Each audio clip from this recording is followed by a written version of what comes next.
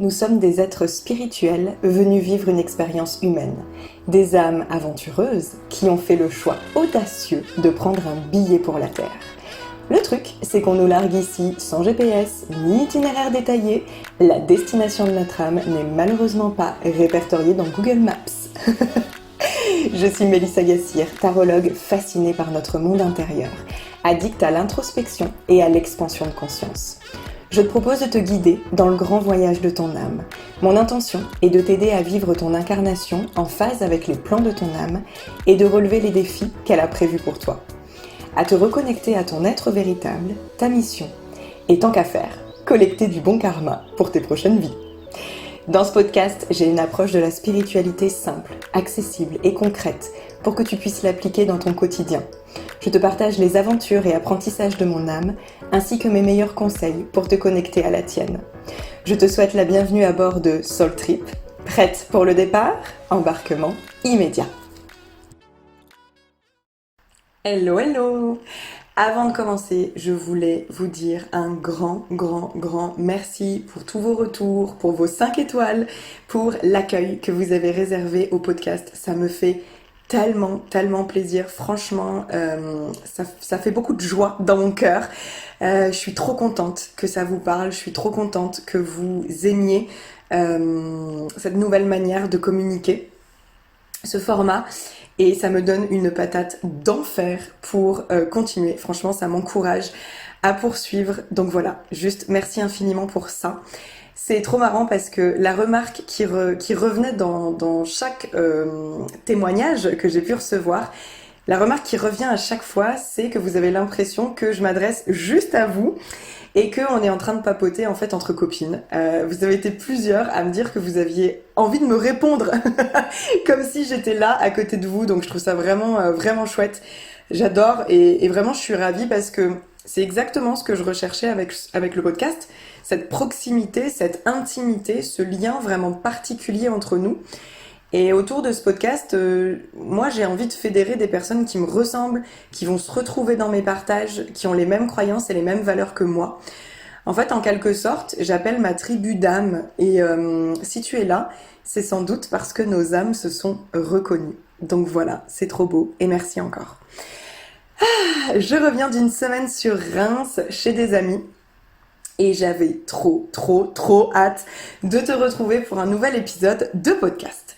Donc aujourd'hui, on va parler d'une thématique très importante de ma vie et d'un des plus gros apprentissages de mon âme. Une thématique centrale et importante pour la majorité des gens, je pense. C'est le fait de réussir sa vie. Clairement, tout le monde veut réussir sa vie. La plupart des parents sur cette terre veulent voir leur enfant réussir leur vie. La société nous pousse à réussir notre vie. Bref, en fait, c'est logique que ça paraisse si important, puisque notre personnalité humaine pense qu'on a une seule vie. Donc, c'est comme si on n'avait pas le droit à l'erreur. C'est comme si il n'y aura pas de deuxième chance. En plus, notre temps ici est compté. Donc, il faut mettre le paquet. Ça met une sacrée pression quand on y pense. Je sais pas ce que t'en penses, mais c'est ce truc de se dire, ok, j'ai une seule vie, donc je dois forcément la réussir. Au sujet de la notion de personnalité humaine, c'est quelque chose que j'ai pas forcément expliqué dans le premier podcast, mais toujours selon mes croyances, pour moi il y a donc l'âme. L'âme, c'est la conscience qui, en gros, se balade de vie en vie et de corps en corps, on va dire. Donc l'âme, c'est la conscience qui sait tout, la conscience élevée. L'âme donc s'incarne dans le corps physique, et ensuite reste notre personnalité humaine. C'est-à-dire notre personnalité avec l'ego, avec le mental, avec nos émotions, avec nos sentiments, etc. Voilà. Donc je distingue un peu ces trois choses, on va dire. L'âme, la personnalité humaine et le corps physique. Et du coup, là clairement, ouais, c'est notre personnalité humaine qui nous fait penser que l'âme a accepté d'oublier. Donc du coup, nous, en tant qu'humains, on pense que, il y a juste cette vie-là et que, en gros, on a plutôt intérêt à la réussir parce qu'on n'aura pas d'autre chance. Personnellement, j'ai toujours associé la réussite au côté professionnel. La sphère professionnelle a toujours pris une immense place dans ma vie. Je l'ai très souvent fait passer avant ma vie perso. Donc en gros, pour moi, c'était à travers notre métier qu'on pouvait réussir ou rater sa vie, quoi. J'avais une vision très binaire du truc, qui était vraiment liée à la réussite sociale, au regard des autres, ou en tout cas qui l'a été pendant très très longtemps. Donc j'ai grandi avec cette croyance et aujourd'hui je peux dire que j'ai l'impression d'être passée par 3 grandes phases. La première phase, c'est que j'ai d'abord cru que réussir ma vie, c'était rendre mes parents fiers de moi. Et je sais que ça va parler à certains d'entre vous. Être la petite fille parfaite à leurs yeux. Et du coup, faire un métier rémunérateur qui me mettrait à l'abri du besoin et au passage qui force l'admiration. C'est encore mieux. Ça me permettait par la même occasion de rentrer dans le rang, d'être dans les clous et d'être socialement accepté et acceptable. En gros, c'était la planque parfaite, la zone de confort bien moelleuse, la vie la plus sécure possible. Et donc, c'est exactement ce que j'ai fait en devenant orthophoniste. Et d'ailleurs, j'ai eu du mal à savoir ce que je voulais faire. J'ai eu du mal à choisir un métier. À l'époque, je pensais que c'était de l'indécision. Aujourd'hui, je comprends qu'en fait, je ne m'étais même pas autorisée à me demander sincèrement ce que je voulais faire de ma vie. Comme si c'était même pas une option envisageable en fait. Donc, mes parents ne m'ont pas du tout poussée à choisir ce job en particulier, hein. Ils y sont pour rien. Mais c'était un choix inconscient de ma part pour leur faire plaisir. Bon. Clairement, j'ai assez vite compris que même si mes parents étaient très contents, c'est bien, ça me faisait une belle jambe, mais moi, je ne me sentais pas à ma place et tout simplement, je n'étais pas heureuse.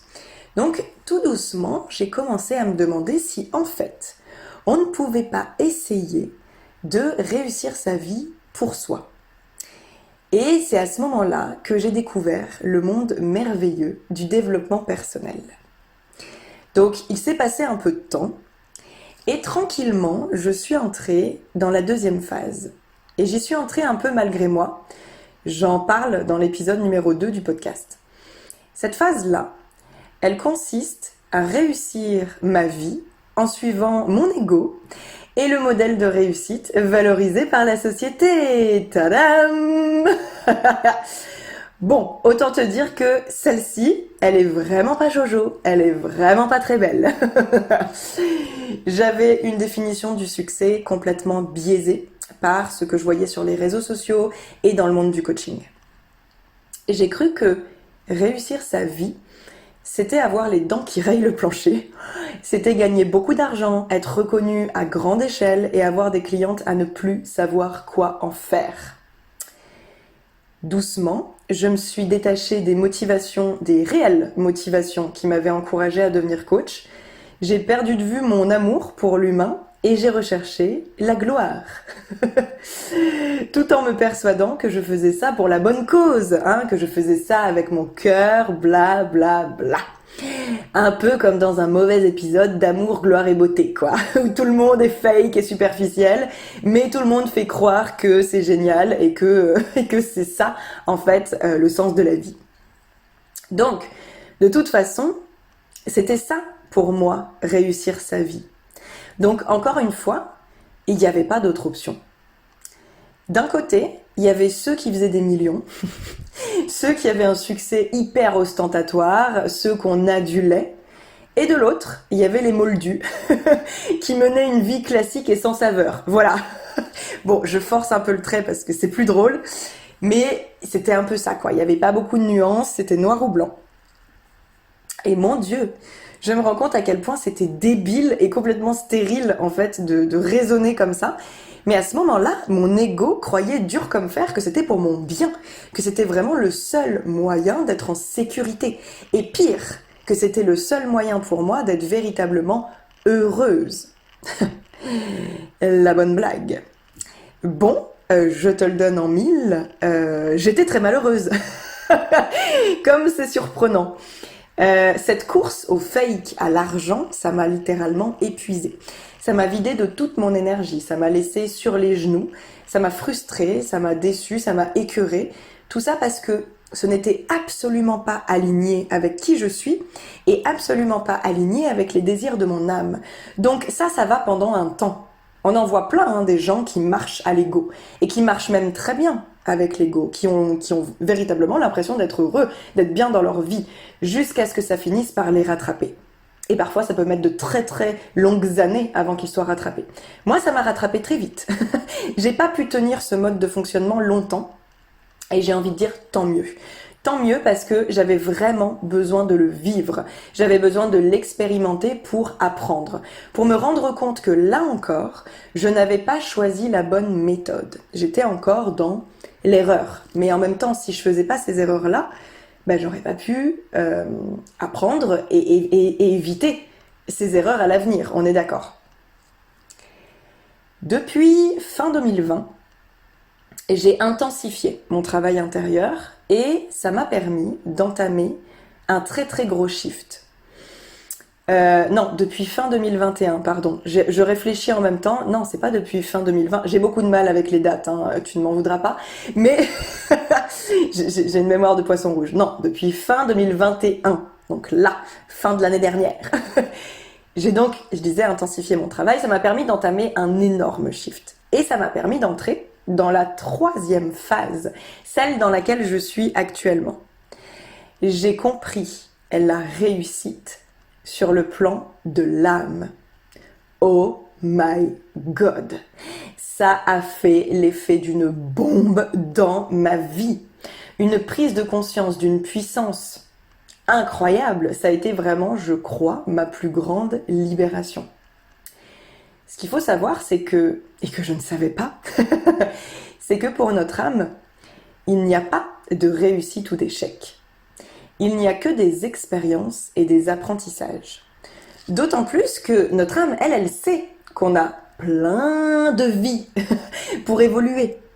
Si on n'a pas pu libérer des mémoires, si on n'a pas pu rompre des schémas, si on n'a pas pu boucler des relations karmiques dans cette vie, dans cette incarnation, on pourra toujours réessayer dans une prochaine.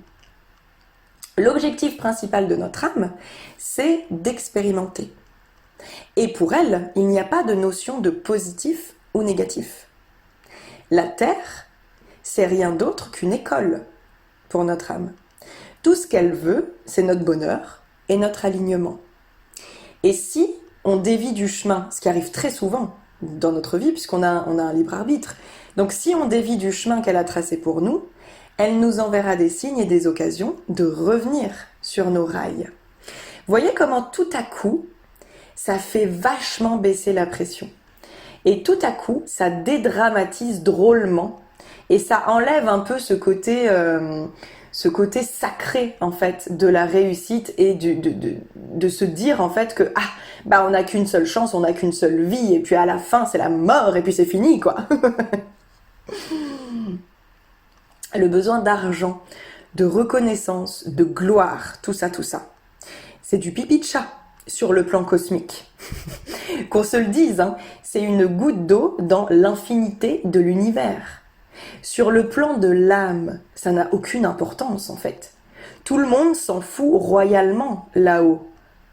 Notre mission, elle est bien plus grande et bien plus honorable, en quelque sorte, que ça.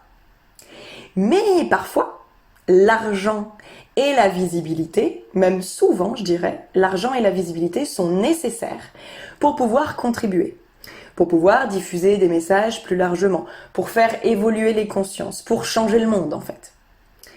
Mais là, on sent bien que l'intention derrière, c'est pas du tout la même.